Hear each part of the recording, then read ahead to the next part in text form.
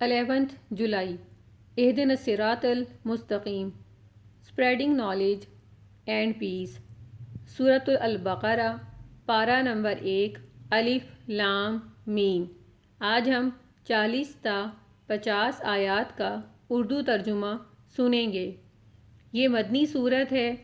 اس میں 286 آیات ہیں اور 40 رکوع ہیں.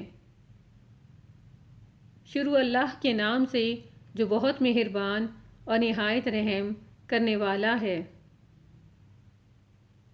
اے بنی اسرائیل، ذرا یاد کرو اس نعمت کو جو میں نے تم کو عطا کی تھی. میرے ساتھ تمہارا جو عہد تھا اسے تم پورا کرو. جو میرا عہد تمہارے ساتھ تھا اسے میں پورا کروں گا، اور مجھ ہی سے ڈرو.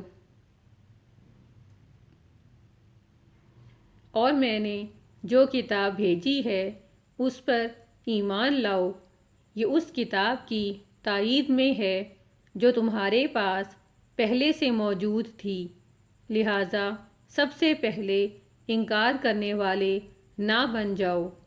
تھوڑی قیمت پر میری آیات کو نہ بیچ ڈالو اور میرے غضب سے بچو.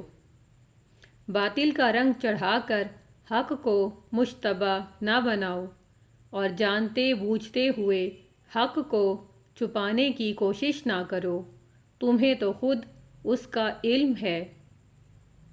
اور نماز قائم کرو اور زکوٰۃ دیتے رہا کرو، اور رکوع کرنے والوں کے ساتھ رکوع کیا کرو. کیا تم لوگوں کو بھلائیوں کا حکم دیتے ہو اور اپنے آپ کو بھول جاتے ہو؟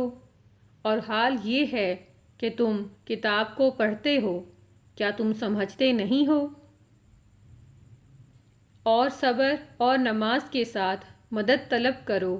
بے شک یہ بھاری چیز ہے، مگر ان لوگوں کے لیے نہیں جو ڈرنے والے ہیں، جو جانتے ہیں کہ انہیں اپنے رب سے ملنا ہے اور وہ اسی کی طرف لوٹنے والے ہیں.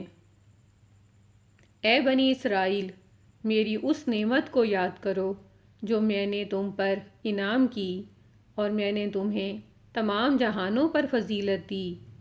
اس دن سے ڈرتے رہو جب کوئی کسی کو کوئی نفع نہ دے سکے گا، اور نہ ہی شفاعت قبول ہوگی، اور نہ ہی سفارش قبول ہوگی، نہ ہی کوئی بدلہ اور نہ ہی کوئی فدیہ لیا جائے گا، اور نہ وہ مدد کیے جائیں گے.